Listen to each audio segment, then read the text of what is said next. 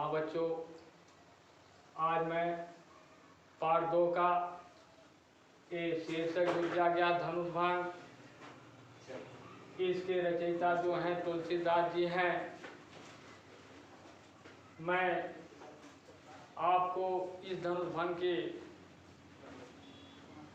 एक कविता पंक्तियाँ जो नेक्स्ट 2 पहले पढ़ा चुका था। आज मैं आप लोगों को 6वां है कविता पंक्तियाँ धनुष भंग का, जिसका संकेत जो है यहाँ है कि लखन लख्यो संग बनाई, लखन लख्यो संग बनाई, एक कविता का संकेत दिया गया है। इस कविता के संकेत को देख करके अपनी बुक में आप लोग अर्थ को समझिए। मैं आज इसी का अर्थ आप लोगों को बताने जा रहा हूँ। संदर्भ में पूर्वक की भाव वही रहेगा,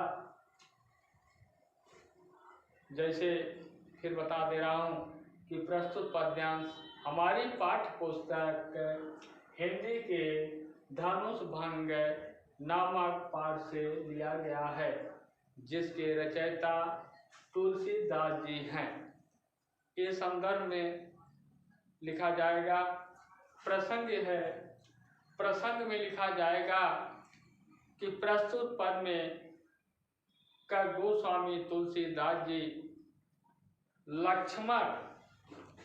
लक्ष्मण जी जो हैं वे दिग्गजों शेषनाग, कच्छप, बराह आदि से पृथ्वी को धैर्य पूर्वक थामने के लिए कह रहे हैं, क्योंकि श्री रामचंद्र जी धनुष को तोड़ने के नियत से धनुष की ओर देखते हैं। इसी का सुंदर चित्रण प्रस्तुत किया गया है इस कविता की पंक्तियों में। अब हम अर्थ पर चल रहे हैं।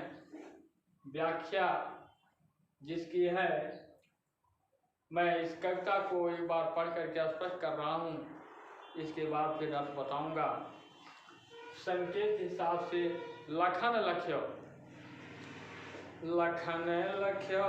रघुवंश मणि ताक्यो हर को दंड, और पुलक गात बोले बचन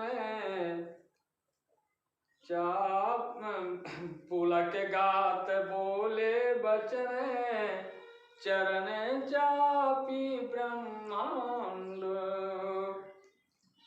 आगे है, देश कुंज रहो कमठ अहि कोला, और धरहु धरनी धरी धीर न डोला, राम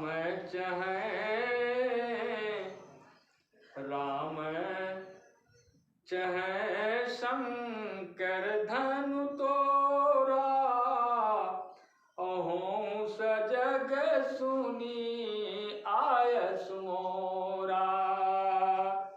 अगली कविता पंक्तियां है कि चाप समीप राम जब आए, और नर नारी ने सुर सुकृत मनाए, सब कर संशय अरु अज्ञानु, मंद महीपन कर अभिमानु, भृगुपति केरी गर्भ गरुआई, सुर मुनि वरन केरी कदराई। आगे लाइन है, किसी कर सोचू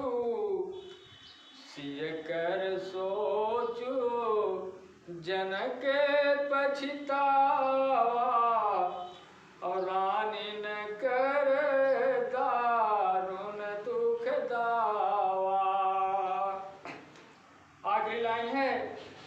शंभु चाप बड़ बोही तू पाई, और चढ़े जाई सब शंभु बनाई। तो बच्चों, ये कविता की पंक्तियों का भाव था। अब मैं आप लोगों को इसकी व्याख्या समझाने जा रहा हूं कि लखन लख्यो रघुवंश मणि, ताक्यो हर को दन। गोस्वामी तुलसीदास जी कहते हैं कि जब लक्ष्मण जी पहले श्री रामचंद्र की ओर देखते हैं कि श्री रामचंद्र जी जो हैं धनुष को तोड़ना चाहते हैं,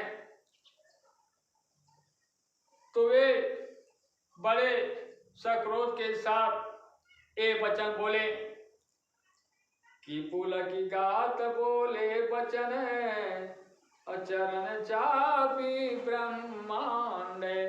पुलकित शरीर से प्रसन्न होते हुए उन्होंने चरणों से ब्रह्मांड को दबा करके ये वचन बोले। कौन सी वचन है, आगे देखिए।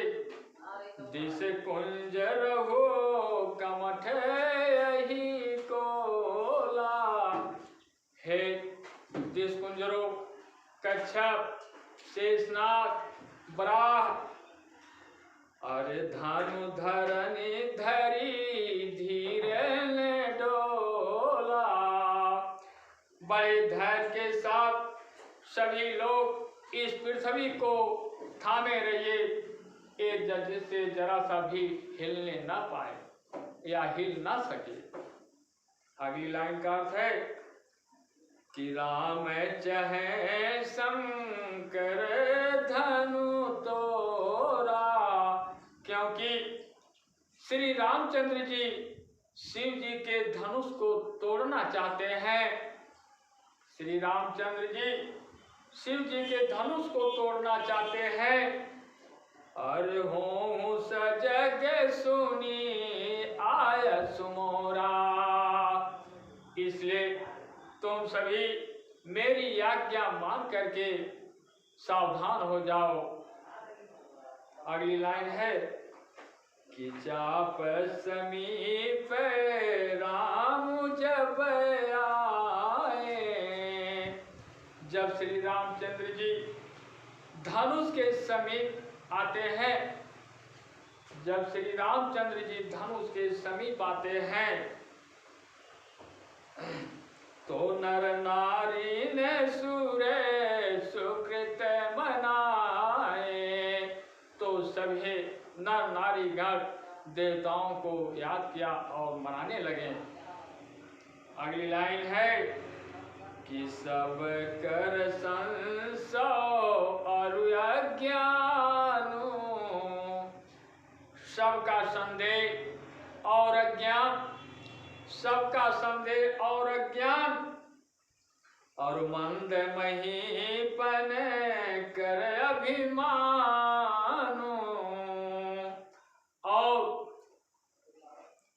महीपन कर अभिमानो, और नीच श्रेणी के राजाओं का अभिमान, नीच श्रेणी के राजाओं का अभिमान।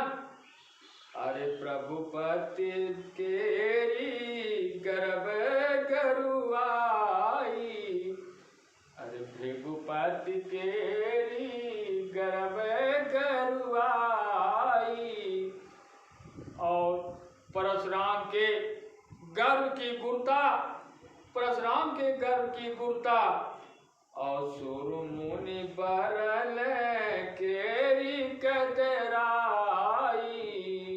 देवताओं और मुनियों की घबराहट, देवताओं और मुनियों की घबराहट। अरे सिय कर सोचू जनक पछतावा, सीता जी की सोच और जनक का पश्चाताप, सीता जी की सोच और जनक का पश्चाताप। अरे रानी न करी दारुण दुख दावा, और रानियों के दारू रूपी दुखों का दावा नल, रानियों के दारू रूपी दुखों का दावा नल। अरे शंभु चाप पड़े बोही तू पाई, और चढ़े जाई सब शंभु बनाई। ये सभी श्री रामचंद्र की भुजाओं के बल पर अथाह सागर को पार करना चाहते हैं, और वे सभी उस बड़े जहाज पर जो है जाकर के चढ़ गए, समाज बना करके उस पर जाकर चढ़ गए, लेकिन वहां पर कोई मल्लाह नहीं है। तो बच्चों, यह इस कविता की पंक्तियों का अर्थ था। अब मैं आप लोगों को इसका काव्य सौंदर्य समझा दे रहा हूं कि इसमें भाषा जो है अवधी ब्रज भाषा है, रस जो है भारतीय रस है, छंद गेय पद है,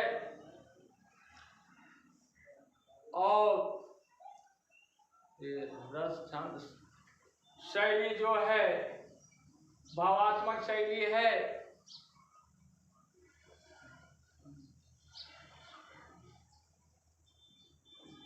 तो यह है काव्य सौंदर्य था।